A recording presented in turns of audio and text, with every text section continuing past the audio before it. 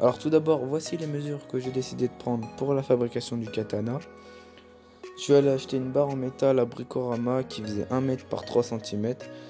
Et j'ai pas payé ça bien cher, j'ai dû payer ça 5 €.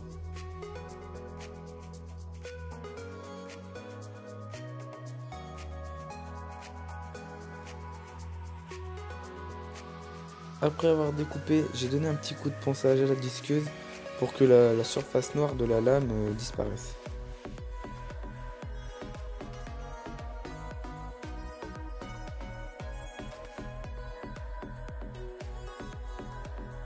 Ça y est, ça commence déjà à briller. Ensuite, je vais enlever beaucoup de matière à la lame en créant un angle pour former le tranchant, quoi.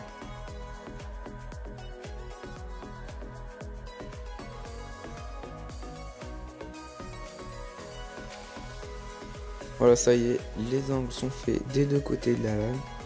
On peut voir que le tranchant commence à se former.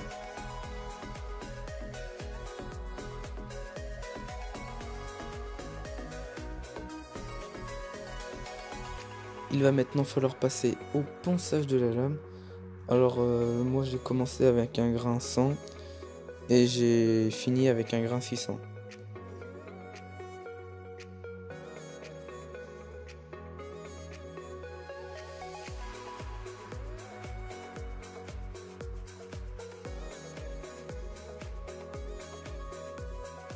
Hop, on s'occupe maintenant à la partie du manche du katana.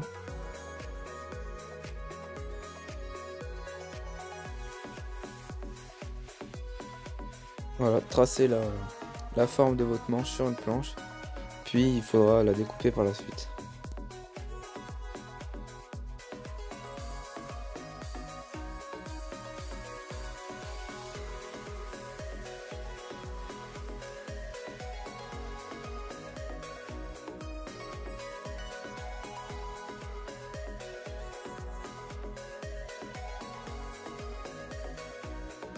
Le découpage est terminé, voici les deux parties du manche. Désépicissez puis poncez vos deux parties en bois.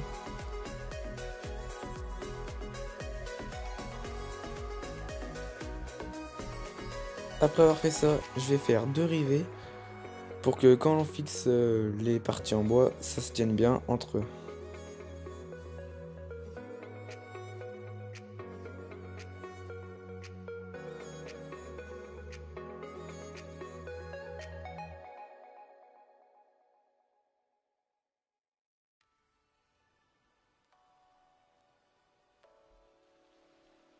Percez au même diamètre que vos rivets afin de les mettre par la suite.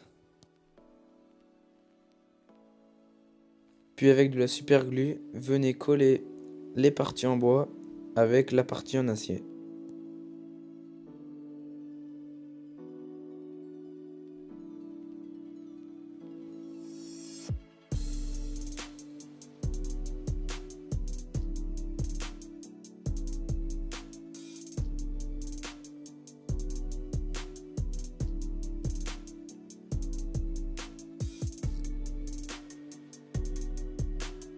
N'oubliez pas aussi de mettre les deux rivets en les collant bien sûr pour que ça tienne bien.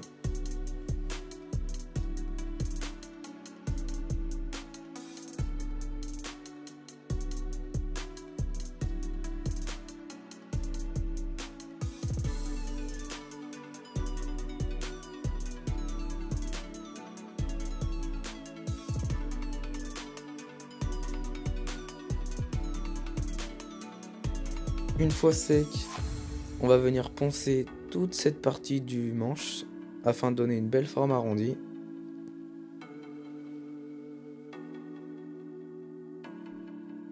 Voilà, le manche est bien arrondi, tout lisse, nickel.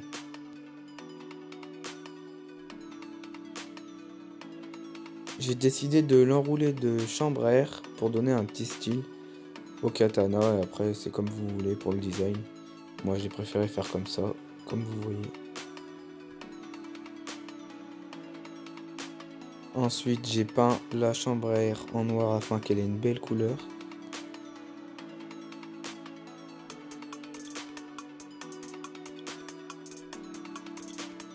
Maintenant, je vais faire la garde du katana.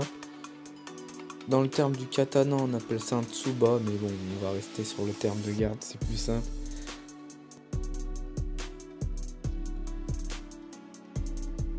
Percer au milieu de la garde afin de pouvoir rentrer la lame dedans, quoi.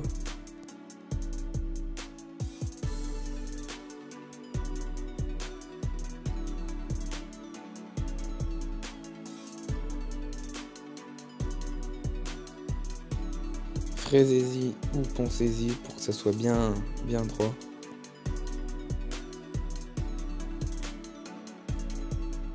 Voici la pièce, une fois toute découpée, toute poncée, il ne manque plus que la peinture.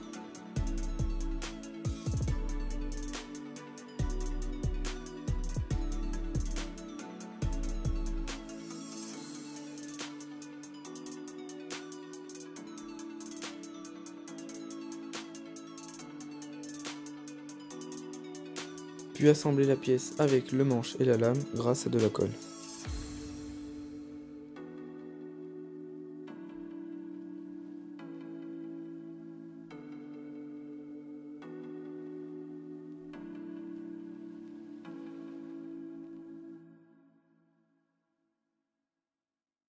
Toujours pour le côté design esthétique, j'ai enroulé un ruban rouge tout autour du manche.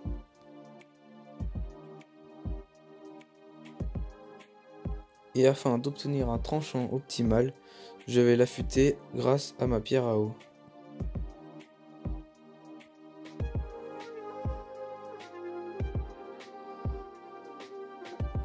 Voilà, ça y est, le katana est terminé. Dites-moi ce que vous en pensez.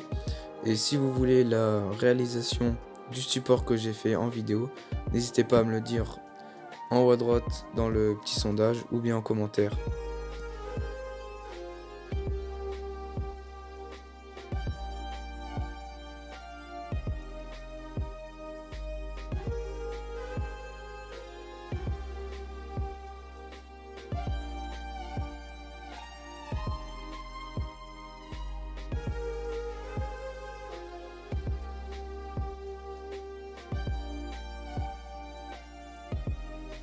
On va tout de même tester le petit tranchant du katana qui est plutôt pas mal quand même.